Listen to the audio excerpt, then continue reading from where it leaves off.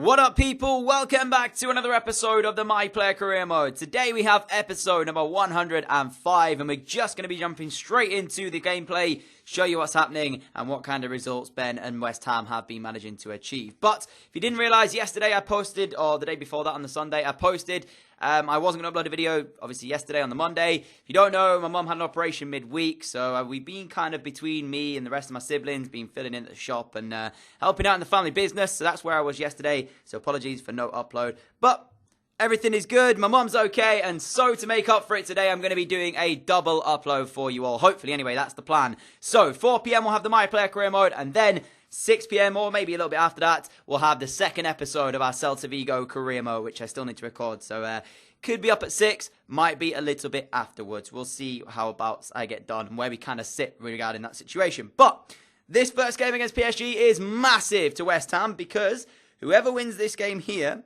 will go out as group winners. As the group stood, it was very close between PSG and West Ham, and we knew that both of them were going through. This game was to decide who would go out as the group winner. So when the game got underway and Sidebe did this, wasn't exactly ideal, but then Dele Alli managed to open up the scoring for the away side. It's nights like this that obviously West Ham fans dream of in real life, and they get a Champions League tie on a night. Unfortunately, this one isn't going to plan. Not quite sure what Sidebe's clearance was. The fullback getting in a whole heap of a mix-up. He gets the ball played to him, and I don't know what he was thinking in the back of his mind. Where's he trying to play that pass? I did see a little bit off camera there, just slightly, that Ben was calling for it, but whether or not he was aiming for Ben, it didn't look like it. Honestly, I don't have a clue what the fullback was trying, and unfortunately there, Dele Alli, another one of the English cam prodigies, gave the away side the lead. And as we got back underway, West Ham looked to try and get themselves back on level terms. Ben going close here, hitting the woodwork with that shot after he turned Dele Alli and tried to find that top corner. Keeper beaten, unfortunately though, wasn't accurate to actually nestle in the back of the net. So it remains at 1-0, approaching the half-time whistle. And we did have to wait until the second half to get another opportunity. 8 minutes remaining of this one. The ball found its way to Ben from a nice back heel, and he lost the ball towards the back post. It's a dream cross. And there it was, the equaliser for West Ham United. It's 1-1. From an unlikely scorer in the form of Ricker, I think it is, the man who puts it in the back of the net with the head. But you have to give major credit to Ben. The cross was inch perfect. He knew exactly where his teammate was, and he found him at the back post. And West Ham equalised the score. And at this point, I wasn't entirely sure who was going through, because I couldn't quite remember who was the top spot and who was in second. I just knew they both had it. And I couldn't remember if West Ham were going to win the group or if it would be PSG. But of course, it doesn't matter. They're both out, and whichever team they pull, either one of them from here on out now, will have a really, really tough job on their hands. Speaking of the draw, actually, I forgot to show you the teams that were involved in that one. I actually don't know myself because I didn't check. So next episode, I'll start the episode off showing you what kind of the ties are for the next round of the Champions League and all that good stuff. So don't worry, I will put it in the next episode for you all. But the first game coming to a close ended 1-1, and it was all evens here at the London Stadium. It's good to see the fact that West Ham can go blow for blow with PSG, one of the teams that arguably will be the favourites to win it. That is how the other results looked in and around those Champions League group stages, but that's it. The ties have now been locked in, and we'll be showing to you next episode, mainly because I forgot to do it and I don't know who it is. So there you go. So all these groups have happened. We know who is through, who is out. We just haven't seen them yet. So anyways, moving into the first Premier League game of today's episode, then it comes at the Liberty Stadium where West Ham travel to take on Swansea. The climb from West Ham's been really good. They've managed to get themselves up and into that top 4, challenging for that first top spot, which is actually held at the moment by Leeds United. Look at that. Never did I expect to see Leeds top of the Premier League unless, of course, we were in charge of them. But they are currently there. Not quite sure how they found themselves to be that position, but I don't expect them to be there come the end of the season. Another team who has climbed back up as well from a poor start is Manchester United. They are breathing down that top 4 spot, of course, Ben's parent club. I think it'd be quite interesting to see West Ham and Manchester United battle it out potentially for a Premier League title, with especially Ben being part of that West Ham team. That's the side they've gone with ahead of this game against Swansea. It's a 4-1-2-1-2 from the hosts, and things didn't start off brilliantly. 38 minutes in, Ben gets in a bit of a mix-up here, decides he's going to try and win it back, and honestly, I thought this was harsh. I looked back at this, and looked at the tackle, and the ref runs over and gives him a straight red card, which I've just said I feel like it was harsh, because if you actually look at the tackle now, when I go back to watch the rest of the match here, I mean, look at this. Yes, it's a bad tackle. He goes through the back of him, but is it a straight red card? That's going to be the question mark there. You know, I've seen stuff being given yellow cards that's worse than that, you know, so it probably is a red. Maybe I'm just being biased, and maybe that's my bias coming out, but let me know what you think in the comments. And my first initial thought that it was maybe a little bit harsh, looking back, I'm going to stick with that, but I can see why it has been given. He did go through the back of him, and that is the reason why it was given. So West Ham down to 10, Ben not on the pitch. Swansea is the home side, of course. They're looking for that extra man advantage, now hopefully giving them the 3 points. But it was actually West Ham with the best chance of the game. Caldara going closest in the 90th minute as the game was coming to a close, potentially trying to steal it in the last kick of the game. A good shot, just not quite on target and not finding the corner of the net. And at that point, the keeper got the game back underway and the referee brought it to a close. A single point for West Ham away from home, given the fact they were down to 10 men for the full second half and about 10 minutes of the first. We'll take it, but yeah, disappointing from Ben to get sent off the way he did. It's not good. We don't want to see him do that. I think that might actually be one of his first red cards as well, if not the first red card of the series. But maybe, you know, he'll learn from that and won't do it again. But as I said, my initial thought was it was a little bit harsh. Let me know what you think. Anyway, so he missed the performance against Leeds, with it being a straight red as well. I thought he should miss 3, but in fact, he only missed 1. And I don't know if that's because it was appealed or whatever, but when I'd looked at it, it only said a 1-game ban, but it was a straight red. So I just automatically assumed in my head that he was going to be banned for 3 games. Wasn't the case, so he only had to miss this one against Leeds. Of course, high-flying Leeds at that as well, top of the table. At the London Stadium, it was Leeds who took the lead, but Winston Reid brought his side back level with an equaliser in the 29th minute, a minute after Leeds had taken the lead. Then Donker picks up a red card now for the hosts, as it is a second red card in as many Premier League games in this episode so far.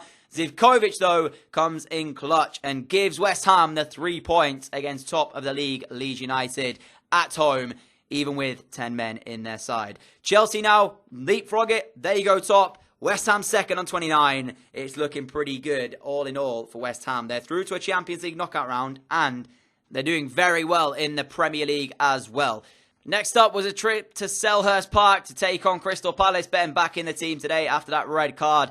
I did believe that in the Premier League as well, you can actually get red cards, straight reds, and only get a 1-game ban if it's for things like professional fouls, I think, if a player's through on goal.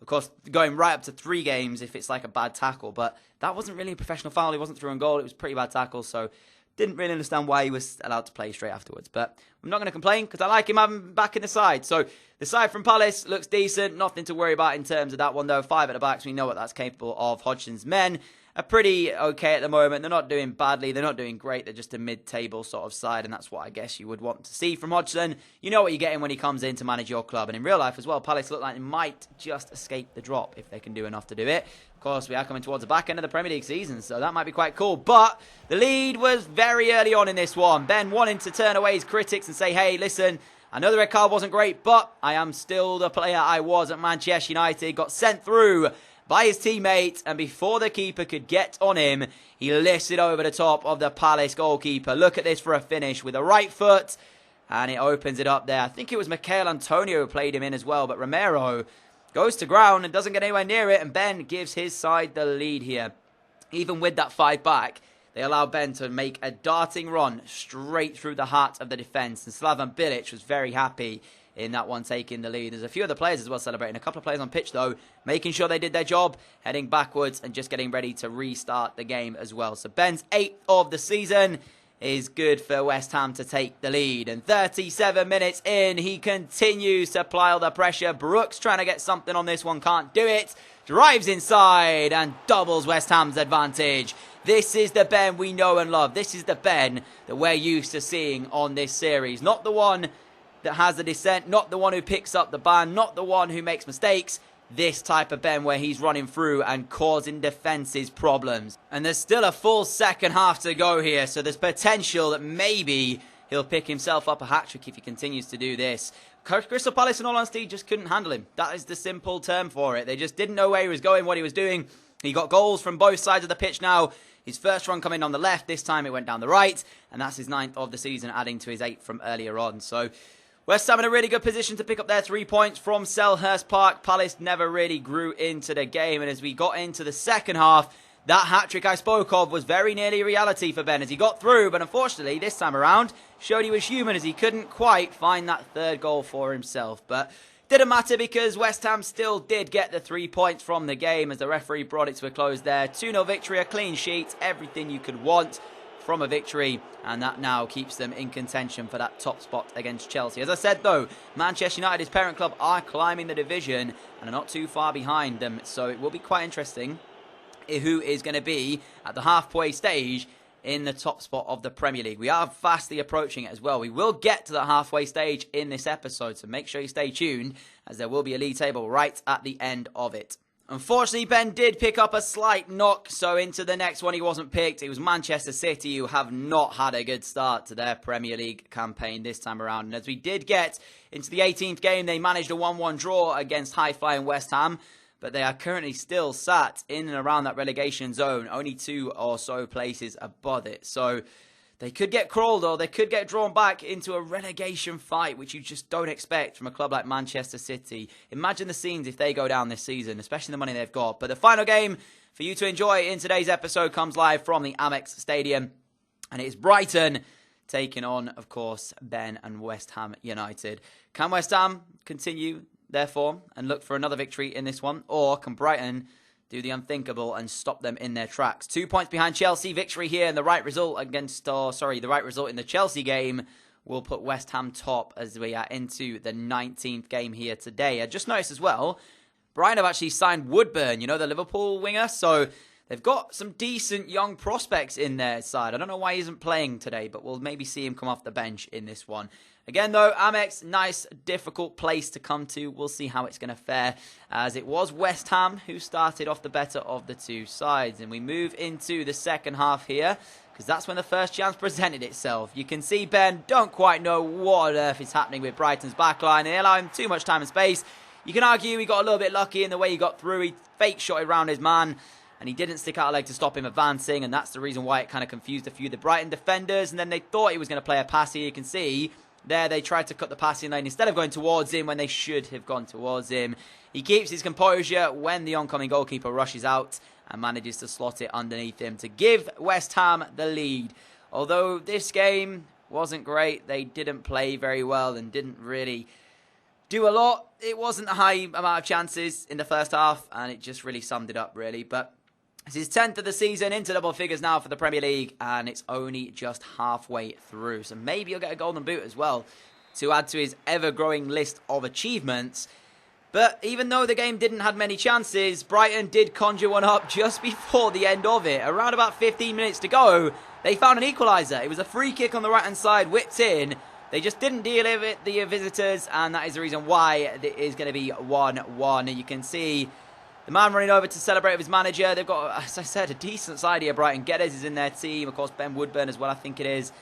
But ultimately, West Ham have got to do better defensively than that. It's a decent crossing, but there's 2 West Ham players going for it. Winston Reid and somebody else, and none of them get on the end of it. Confusion in the box, and that is the reason why it's 1-1. However, having said that, Brighton had chances to take the full 3 points from this game here. Not one, because this is their first chance right now. Proper on the ball, finds Musonda out on the right. He continues his run forward, gives it back to Proper. Lovely ball through to Bernard. Good save from Sillison. That was their first. They then had a second opportunity to take the 3 points from the game. Another good piece of play, this time from the goal scorer, finding the substitute Ben Woodburn. Geddes out wide to Musonda, and he is inches away from finding that top corner. And seriously, that was a great move and probably deserved to go in. The way Brighton had played in the dying few minutes of this one, West Ham didn't really deserve to be to get anything out of this game. They never performed good enough to win it. Didn't really perform that good enough either to get a draw from it. But that's what they did achieve. We don't end off on a win for this episode, but it's not been a bad one by any means. A 1-1 draw against PSG, showing they can go shoulder to shoulder with the biggest giants in Europe if need be. Maybe we'll see West Ham lift a Champions League trophy. Imagine the scenes for that one. Leeds winning again, by the way, so they still are in the top 4. Chelsea losing means that West Ham now close the gap to the top spot to within a single point, as we are at now the halfway stage of this season's Premier League. That's the table. You'll see it in full in a moment. Manchester United climbing up to the top 4. But regardless, guys, that's it from me at 4 p.m. today. If you did enjoy the episode, then a like would be greatly appreciated. Hoping to come back to you all again around about 6 p.m. later tonight for another episode of that new Celta Vigo career mode. So make sure you stay tuned, hit the notification bell, and subscribe if you're not already. I'll see you all again tonight with another video. See you later, guys. Adios.